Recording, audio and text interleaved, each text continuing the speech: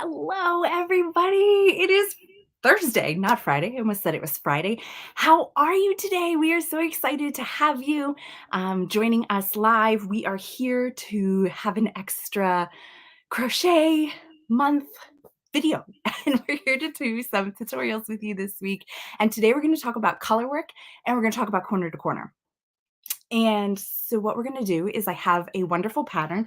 Actually, I should have got the book out too.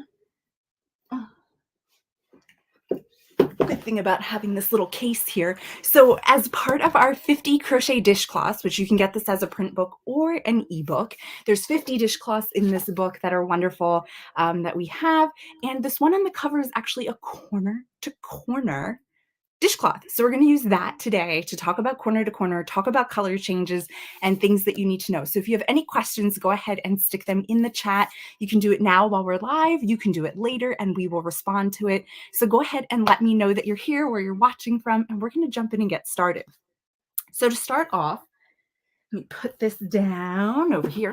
What I'm going to be showing you today, we're going to be using our dots crochet hook, and you guys are going to hear it here first. They're coming back. They should be back in stock next week. So if you are looking to get your dots hooks, go check it out on the website. Click the notify me button so you get notified as soon as they get in to the warehouse and back in stock so you can grab your own set.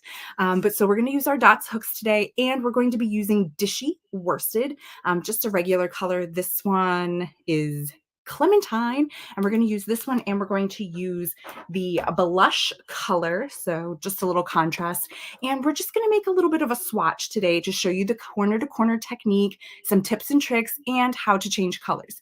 Changing colors will be used in the corner to corner technique, but it's also the same way that you can go ahead and change your colors anywhere else. Now, trying a different setup here today. Wasn't quite working. That's why we're running a little late. So I'm going to try it again. We're going to switch it over here, but it's not perfectly how I want it to be.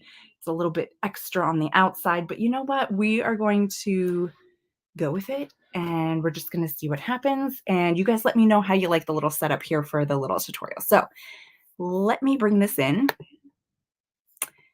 And I'm going to make that the big screen. Okay, so this is the pattern that we are talking about today.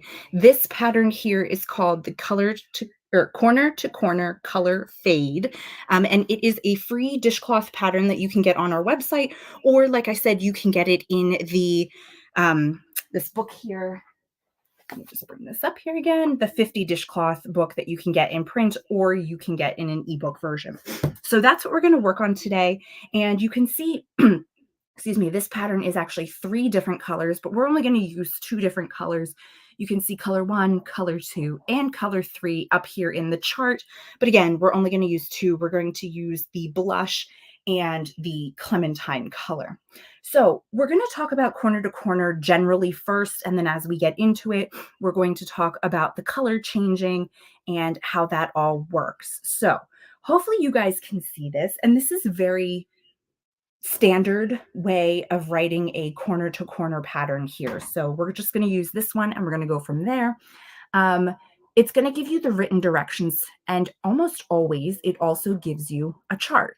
And the chart makes it really easy when you're doing something like a Graphghan, where you're doing a complicated image or things like that. It's a really easy way to read the chart.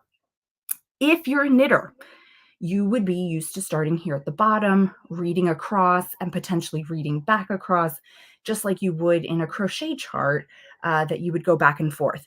That's not the case here. We're actually going diagonally.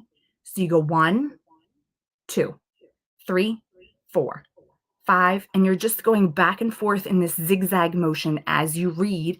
And this chart here is telling you when to change the colors based off of the squares here.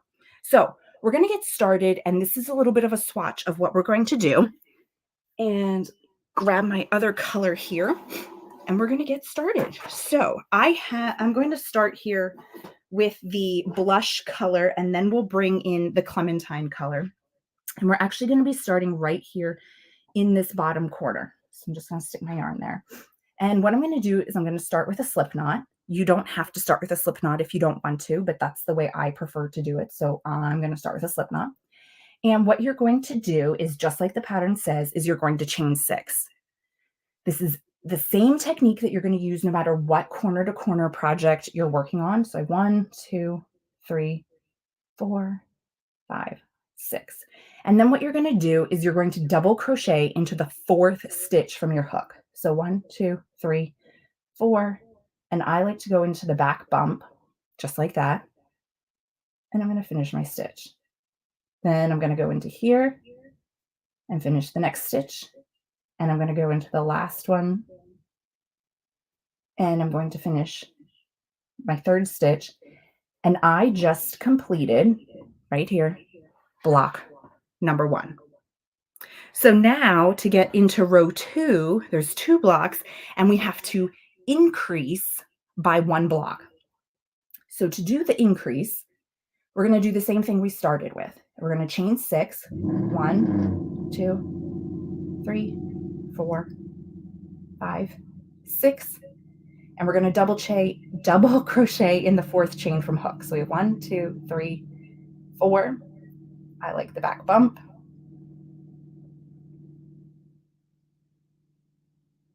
And the next one. And the last one. So each of our squares in the corner to corner has actually 4 stitches. So we have 1, 2, 3, and the turning chain that we had. So I'm going to rotate this over and I'm going to slip stitch into that little gap there from the turning chain.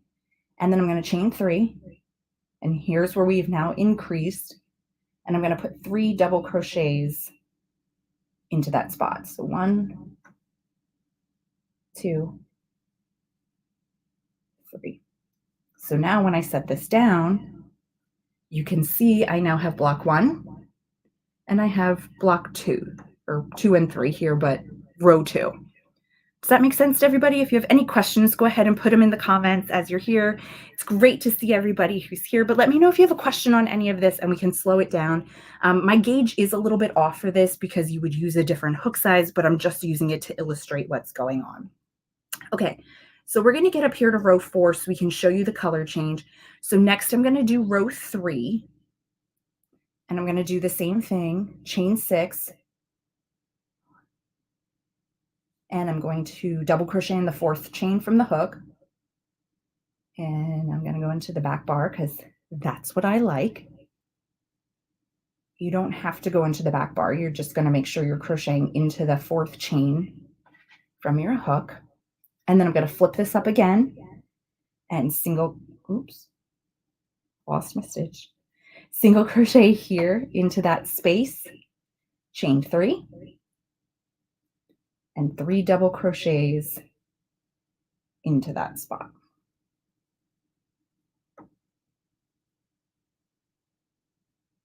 Then I'm going to slip stitch again, chain 3, and 3 double crochets in again.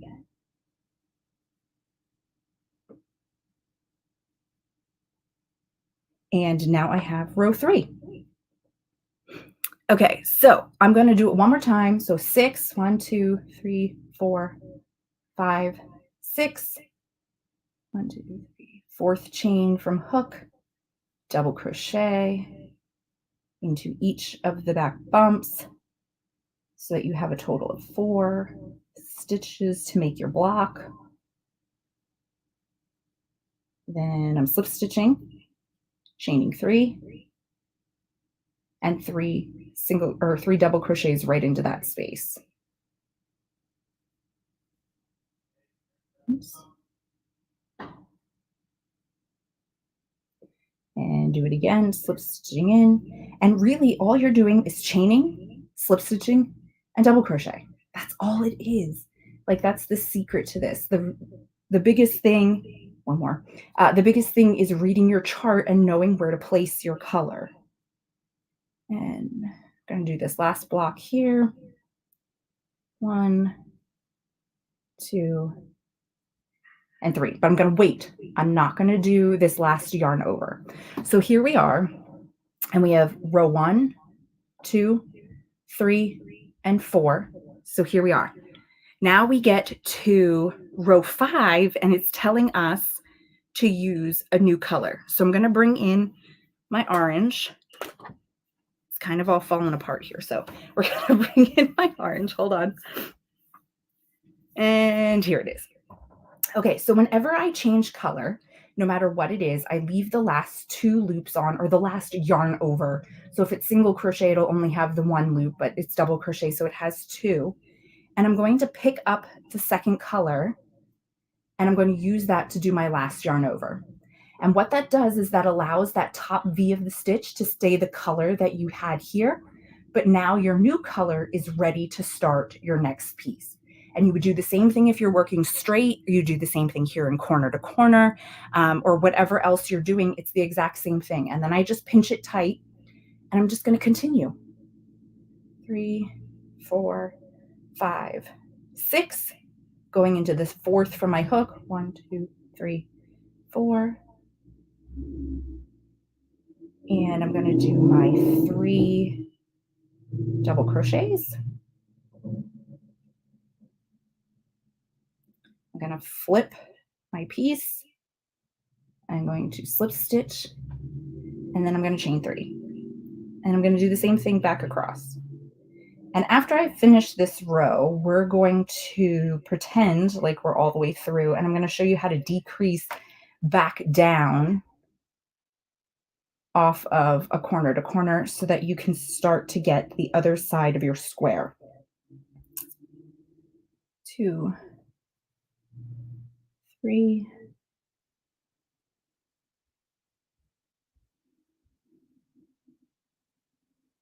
and sometimes if it's in the way, I fold that down so that I can just hold it like this, and it makes it easier for me to crochet because it's not flopping around, and then I can just pick it back up and slip stitch. Oopsies. Sometimes that happens. You just pick it back up and keep going. 2 and 3. Okay, so now we made our color change over here. We worked a row across, and let's pretend we are now here at row 15, where we have made our widest point, and we're going to start to decrease to go back down the other side of our square. So in all of the cases before, we were chaining 6 to start and increase 1.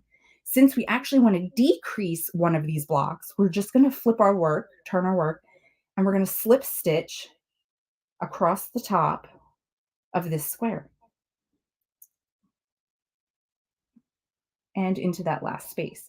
So here we are now. We're in that chain space that we wanted to be in. We're just going to chain 3 and put my 3 double crochet right there in that spot. 1, 2, 3. Okay, just like normal.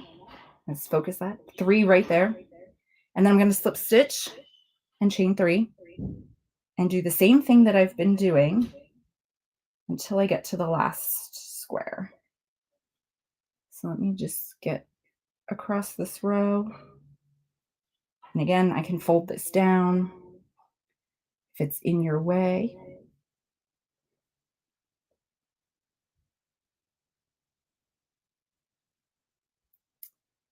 And we got one more.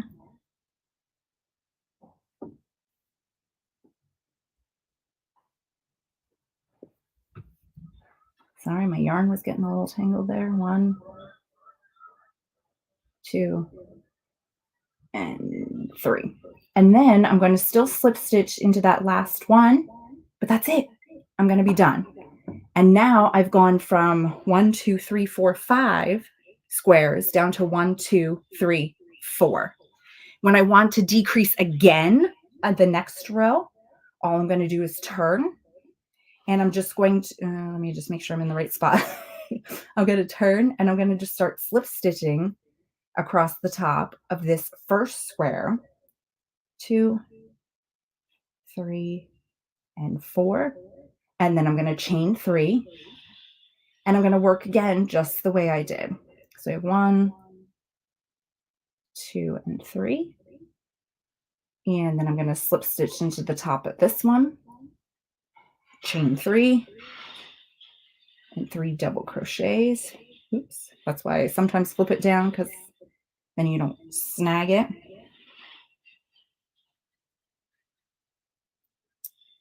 slip stitch again, chain 3, and my 3 double crochets. And then I'm going to slip stitch right here, and look, now I'm back down to 3 squares, and I'm getting my straight lines. Oh, let me pull that up. I'm getting my straight lines on both sides to go and make my square. All right, let me bring it back over here. And let's see what your questions are. Okay, so hello, everybody. Let's say hello, see who's all here, who's come in. Hi, Gail and Maria and Margaret and Julia and Francis and Liz and my mom and Carlene. It is so great to see you guys tonight. Let's see. Well, it's tonight for me. Maybe it's not for you, but that's okay. So Margaret says, I thought C2C, which is corner to corner, was difficult and I kept away from it, but I always admired corner to corner work. I was surprised that it wasn't actually hard when I tried it. Doing color work into it can be, and if you want clean lines, but just one color lines are super easy. Yes. I actually did a corner to corner advent calendar for my kids, and it turned out so cute. But yes, you got to play with the colors and make sure they're in the right spot and everything else. So Carlene says, great job demystifying double crochet corner to corner. Thank you, Carlene. If you guys have questions, let me know. Can a stacked double crochet be used on it? You know what, Linda? I've never tried it. I would say yes, because really the biggest thing is even if you have a stacked double crochet here. So what she's talking about is a stacked double crochet here at the end instead of a chain 3. So you don't have like a chain 3 weird look to it. Yes, you could still do it. But so instead of like working your double crochets around those chains, you're just going to work them around the first stacked double crochet that you have in your square, and it should work out just as fine. I mean, I would test it out first on a swatch just to see what it looks like if the stacked double crochet kind of makes it a little too thick, but it, in theory, should work.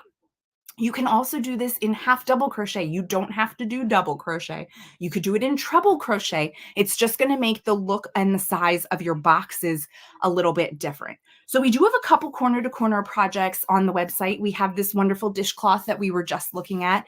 We have a wonderful blanket that has a really cool, it's like a quilt look to it with a star in it. We also have a cardigan that you have that just kind of uses some corner to corner panels in it. And yeah, we have a couple other blankets and things too that you'll be able to find. We can put some links in as well. So those are my tips, and that's how you do corner to corner. So hopefully you were able to learn something new. If you want to try it out, you can go ahead and download, let me grab this one, this pattern. This is the Color to Color Fade dishcloth. This is a free pattern over on the website. So you can go ahead and download this and practice your corner to corner. Use Dishy like I did, and then you'll have a really great dishcloth that you can go ahead and use for other purposes. Okay, Maria said, why do you prefer using the back bump? Does it change the stitches? Yes. So let me, hold on one second here. I've got to have more yarn around here somewhere, right? Let me grab this. And what I'm going to do is I am going to quick chain here, and I'll show you in the other video a second. So I'm going to just chain 10, 5, 6, 7, 8, 9, 10. And I'm going to do 5 in the back bump. 3, 4, 5. And I'm just going to do 5 kind of like the regular way, if that's what we want to call it. I don't know, just another way to do it. Okay, so hold on. Let me just do this and switch back over here. Oops, hold on. Where's technical difficulties here, working a one-man show. Okay, so here we are. So what I did is I chained 10, and these 5 here, I worked in the back loop, and these 5 here, I did not. So what you're going to notice, let me just pull this out, is the big difference is when you look at the top of your row, you get to see your V's, right? You see the distinct V there, and that's what you're going to work into. When I work in the back bump, I get distinct V's on the bottom. So that lets me work onto both sides very easily. It gives a nice clean edge if I'm not adding an edging, but there's nothing wrong with doing it with only working in half of it. But you can see here, it's a very thin, you have like the twisted rope look there as opposed to over here where I have the full V's showing up. And to me, it just makes a nicer, cleaner edge that as you look, you can see. Let me see, I got to look this way. When you work into the back bump, so here, these are working into the back bump here, and you can just see how nice it is that it's got the nice V's along the outside edge. That's really the only difference is what the bottom looks like. So here's the top where I would work my next row. And by working into the back bump, I get that look. And not working into the back bump, I get this look where it's just kind of like a straight line. And so that's the difference between the two. And here, I can quick show you this too if I pull this out. So what I'm talking about, just in case, sorry, I'm getting my slip knot back together here. Just to explain this. So if I have my yarn and I chain 5, 1, right? And I turn this, sometimes you would go into this part of the stitch here, and that's going to give you like that twisted line. But if I flip it over and I use this little bump here, that's what I'm doing to get that nice bottom. So I'm turning it over and you can see this bump here for the next stitch. And I just put my hook under just that bump and I crochet or single crochet. And I'll do it here. And this last one, oops. And now you can see I have the V's on the top ready for my next row. And I also have V's on the bottom because I worked into the back bump of my chain stitch. So hopefully that helps. Let me know if there's any other questions. Yeah, Maria, no problem. You're welcome for answering that one. Robin says, off topic, love your sweater. Thank you. I made it. That's the best thing to be able to say. This is Brava Speckle, and the pattern, I cannot think of the name right now, but it is by Jess Compton of, oh my gosh, I'm losing it. Make and Do Crew. Make and Do Crew. That's it. Jess Compton of Make and Do Crew. It's one of her patterns, but I used the Brava Speckle in it. And if I stand up, you can see like it's visible seaming here. It's got ribbing at the bottom. It's like an oversized, larger piece. I made mine a little bit smaller, but still oversized. And then you have the visible seaming here that goes all the way up the top. And you've got the nice V-neck. I love it so much. It is warm, but not too warm. I wear a shirt under it, as you can see here, but I love it. It's definitely worth checking it out. And I love how the speckle with Brava Speckle turned out. I wasn't quite sure how I felt about Brava Speckle when we first were bringing it in, how it was going to work with garments, but I think it worked out perfectly in this one.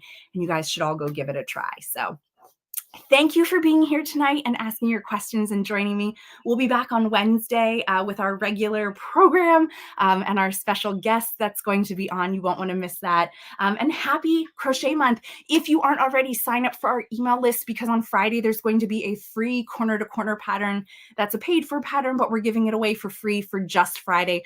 But you have to be signed up for the email to get the link to get it. So be sure to check that out.